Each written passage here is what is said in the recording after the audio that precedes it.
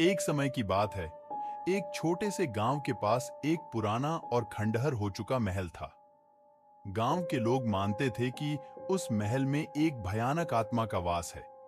इस डरावनी आत्मा की कहानियां पीढ़ियों से चली आ रही थीं। लोग रात को महल के पास से गुजरने से भी डरते थे। कई वर्षों से महल में कोई नहीं गया था। गांव में एक दिन एक नया परिवार आया। इस परिवार में पति रमेश, पत्नी सुनीता और उनकी 10 साल की बेटी पूजा थी। वे महल के रहस्यों से अनजान थे। गांव में कोई घर उपलब्ध नहीं था, इसलिए उन्होंने उस खंडहर महल में ही रहने का निर्णय लिया। गांव वालों ने उन्हें चेतावनी दी, लेकिन उन्होंने इसे सिर्फ एक अंधविश्वास समझा और महल में रहने चले गए। पहली रात परिवार ने महसूस किया कि महल में कुछ अजीब हो रहा है। ठंडी हवा महल के अंदर बह रही थी और एक अजीब सी गंध फैली हुई थी। आधी रात के समय पूजा ने महल की एक खिड़की के पास एक परछाई देखी। उसने डरकर अपनी मां को बुलाया, लेकिन जब तक सुनीता आई तब तक वह परछाई गायब हो चुकी थी। सुबह होने पर परिवार ने महल की जांच करने का फैसला किया।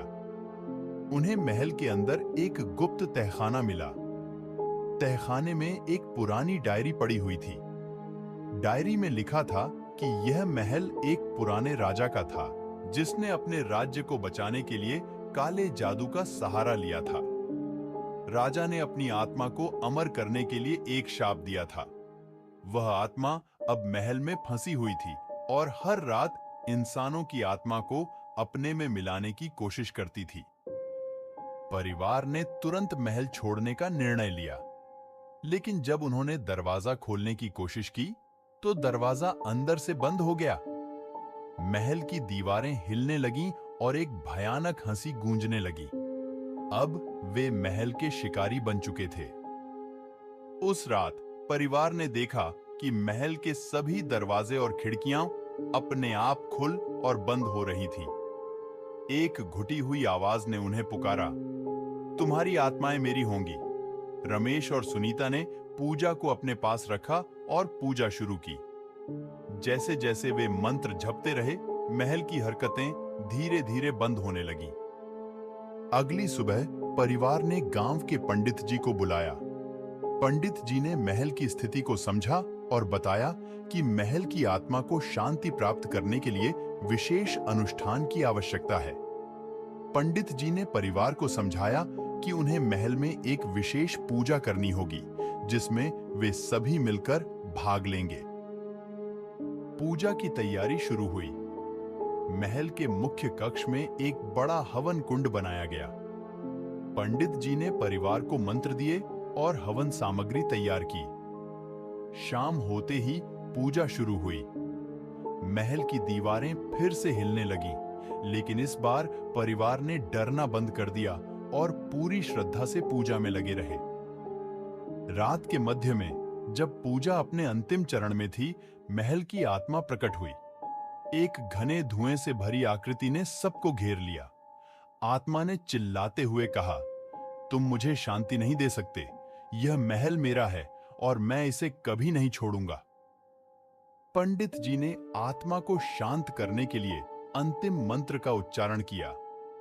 हवन कुंड में से एक तेज रोशनी निकलकर आत्मा की ओर बढ़ी। आत्मा दर्द से चिल्लाने लगी और धीरे धीरे उसकी आवाज धीमी होती गई। अंततः आत्मा ने हार मान ली और महल शांत हो गया। पूजा समाप्त होने के बाद महल में शांति छा गई। दरवाजे और खिड़कियां अब खुल चुकी थीं। परिवार ने राहत की सांस ली और गांव वालों के साथ मिलकर महल को छोड़ दिया। वे गांव में एक नया घर बनाकर रहने लगे। महल अब भी वहीं खड़ा है, परंतु उसके दरवाजे और खिड़कियां हमेशा के लिए बंद हैं। गांव वाले अब उस महल को सम्मानपूर्वक देखते हैं और वहां जाने से बचते हैं।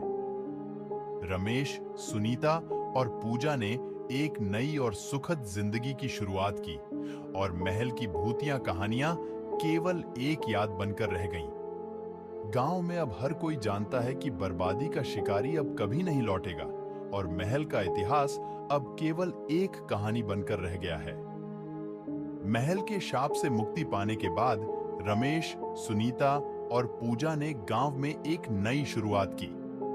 उन्होंने अपने नए घर में खुशहाल जीवन बिताना शुरू किया और गांव वालों के साथ उनकी घनिष्ठता बढ़ी। महल अब बस एक पुरानी याद बनकर रह गया है, जिसमें कोई भी जाने की हिम्मत नहीं करता। गांव के लोग अब बर्बादी के शिकारी की कहानियों को एक सीख के रूप में देखते हैं कि किसी भी चुनौती का सामना साहस और धैर्य से करना चाहिए। इस घटना ने परिवार को और भी मजबूत बना दिया और उन्हें सिखाया कि असली ताकत हमारे विश्वास और हिम्मत में होती है।